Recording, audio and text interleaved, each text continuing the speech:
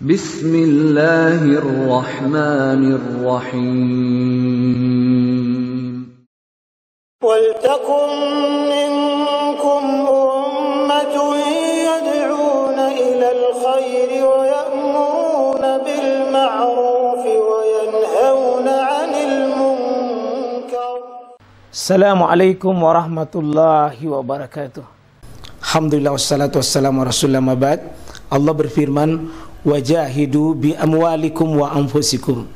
Berjuanglah kalian, berjihadlah kalian melalui hartamu dan dirimu. Hampir semua ayat-ayat berjuangan dan pengorbanan itu dimulai dengan bi amwalikum, harta kalian, harta kalian.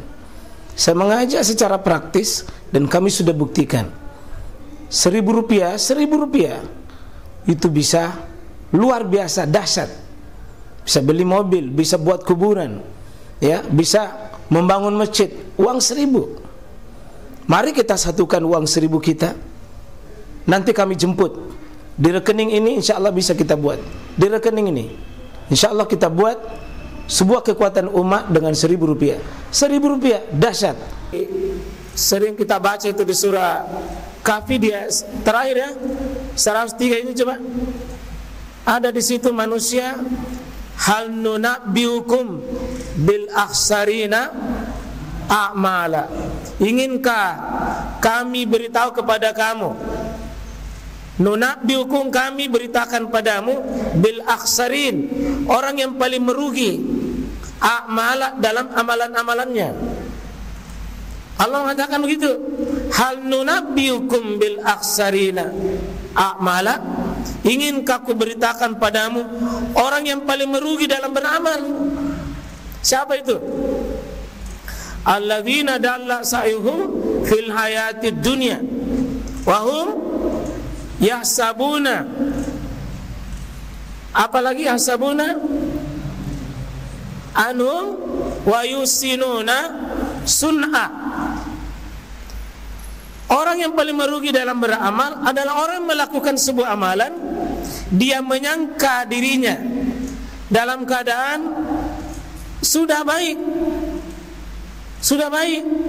padahal dalla sa'yuhum, mereka keliru.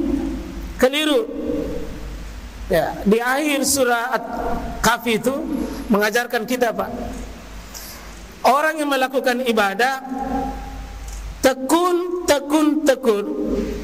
tapi di atas kesesatan, dalla, dia mengira itu, ya, yasabuna sunnah, mereka merasa diri sudah bagus. Mereka itu tidak ada apa-apanya, Pak. Artinya apa ini? Isyaratnya wajib berilmu sebelum beribadah. Di sini apa wajibnya kita, apa? Beramal itu dengan ilmu. Di sinilah bukan cuma sekedar sunnah duduk di majelis ilmu, wajib duduk di majelis ilmu. Kenapa? Bagaimana kita mau beribadah kalau atas dorongan perasaan kita sendiri? Harus kita yakin seperti ini Allah dan Rasulnya membimbing kita. Orang beribadah tapi tidak di atas ilmu, ini yang diperintah, wa'tul buyuta min abwabiha. Ini secara umum ibadah, bahkan urusan duniawi sekalipun. Maaf, Pak, jangan jadi pegawai dengan sogok, suap. Iya, kalau ada orang mau pegawai kan jadi pegawai bagus, tapi pintunya pintu suap dicela. Ya, jangan masuk sekolah di negeri tapi lewat jendela. Watul buyuta min abwabiha. Mau menikah melalui prosesi pacaran, watul buyuta min abwabiha. Ya, ini namanya mau dapat nikmat tapi caranya tidak sesuai dengan nikmat. Ya. Itu namanya elo ande tia iso. Mau dapat sesuatu yang mudah tapi tidak mau melalui pintunya. Mau jadi penghafal Quran, waqtul buyuta min abwabiha. Harus susah orang, nak susah dulu. Susah dulu. Kerja keras ke dulu. Tidak ada penghafal Quran langsung jadi. Tidak ada ahli ilmu yang langsung jadi. Tidak ada orang yang langsung jadi. Butuh tulul zaman. Prosesi waktu yang panjang. Butuh panjang, nak. Kalau anda tidak sabar, itu namanya elo anda te'esho waqtul buyuta min abwabiha. Ya, mau sukses, nak? Saya tanya dulu, mau sukses? Mau jadi penghafal Quran? Mau jadi ahli surga? Ini baca nih, yang merah ini. Coba baca, coba. Waqtul, artinya ada pintu kesuksesan. Jangan mau sukses tapi mimpi. Harus dilewati. Harus dilewati. Harus siap dimarahi, siap begadang, siap capek, siap lapar, siap haus, siap. Cuma itu Pak polisi, Pak komandan itu, Pak tentara. Siap.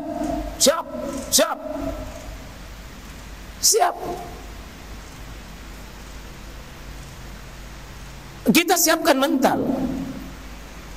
Bapak ibu-ibu mohon maaf, Pak. Jangan pernah mimpi surga kalau tidak melalui pintunya. Masuk surga waqtul buyuta min abwabiha. Ada jalan yang dibuka oleh Allah. Pengorbanan, lelah di jalan Allah. Mesti kita melatih kesabaran dalam ketaatan. Tidak ada surga gratis, Pak, yang murah meriah. Tidak ada. Mesti berjuang. Waqtul buyuta min abwabiha. Jangankan perkara surga, perkara sunnah, perkara ketaatan, kesalahan, urusan dunia. Mau selesaikan satu juz, ya waqtul buyuta min abwabiha. Mau sukses, ada pintunya, ada jalannya. Ya. Mau menang pilkada, tidak bisa dengan sinsalabi. Tidak bisa sinsalabi. Ya. Minta tolong, Pak, dulu api putaran pertama, kota kosong Nelawang. Karena belum melalui pintu-pintu pengenalan kepada massa dan konstituen pada jamaah. Tapi setelah 7 tahun, berjuang siang dan malam, ya, didukung dengan segala perangkat, menang mutlak melawan 3 lainnya dia bisa lawan. Yang tadinya pertama kali kota kosong, Pak, kalah dengan kota kosong. Ini 3 bisa dia, cuma bahasa halusnya tumbangkan, bahasa kasarnya. Kenapa? Waqtul buyuta min abwabiha. Iya.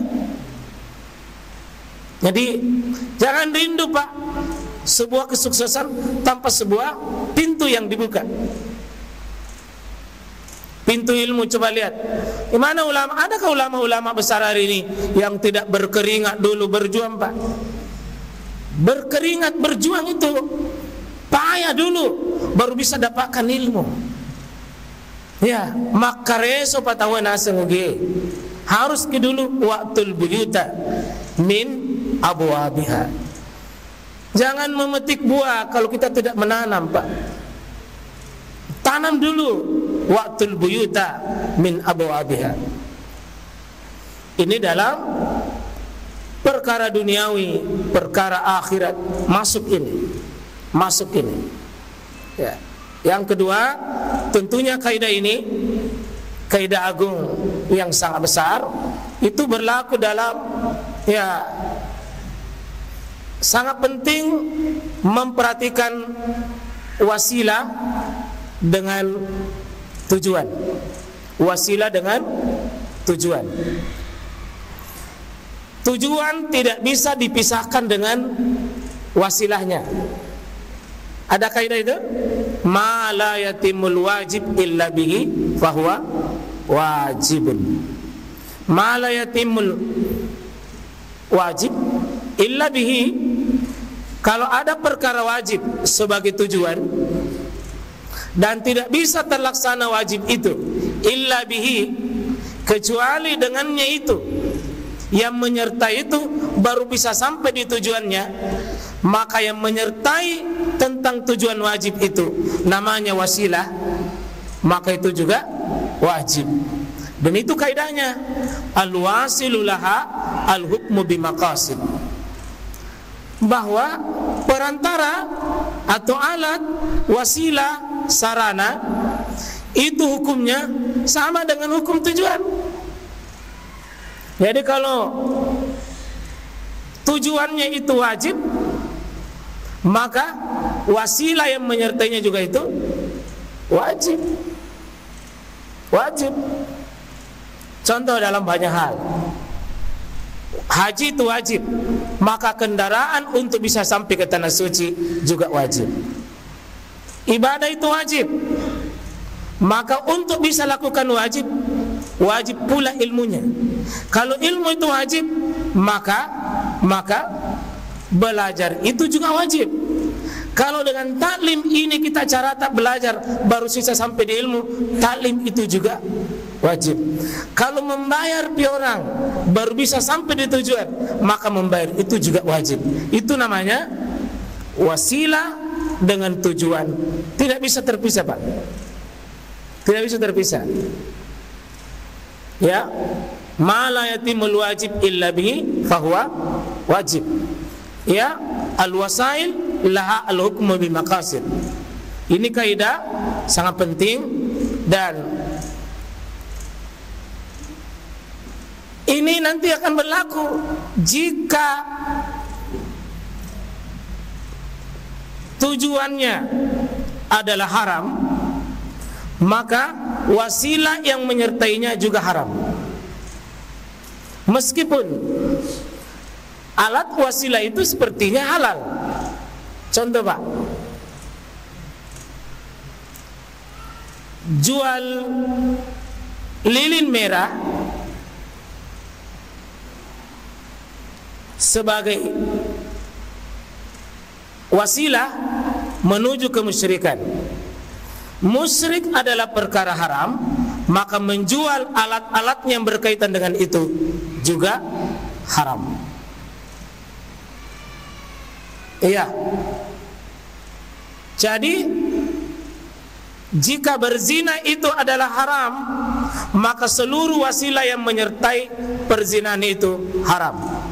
Contoh, HP. Kalau HP menjadi perantara tercapainya itu perzinahan, haram. Jika pulsa itu menjadi perantara, maka itu juga haram. Jadi tujuan dengan wasilah itu satu bagian.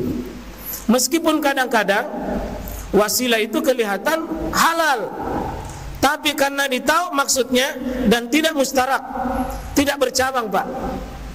Kecuali kalau bercabang, maka tidak mesti. Contoh, membeli pulsa, menjual pulsa, Pak. Pulsa dijual. Tahu ya, Pak? Kalau menjual pulsa halal atau haram? Halal atau haram? Halal atau haram? Halal. Tapi kalau dipakai menelpon yang si dia mau bertemu dengan janjian, halal atau haram? Siapa yang berdosa di sini? Penjualnya atau pembelinya? Pembelinya atau penjualnya? Penasaran kenapa dua mazhab ini? Pembeli atau penjual? Penjualnya berdosa? Tidak. Karena pulsa ini dijual, banyak manfaatnya, banyak tujuannya. Membunuh dosa atau tidak? Dosa. Kalau dipakai pakai parang atau pakai pisau, maka hukum pisau Haram atau tidak? Ya, tapi kalau saya bawa pisau mau potong semangka,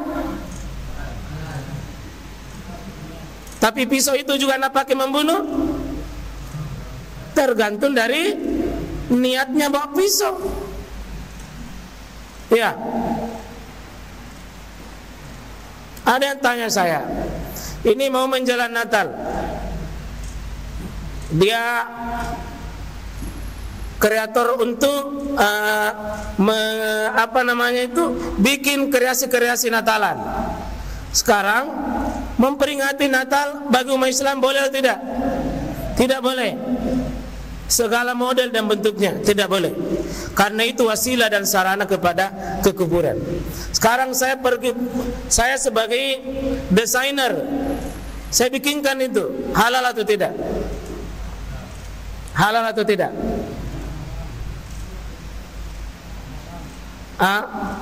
Kalau tidak ada tujuan lain, maka wasilah itu tidak boleh.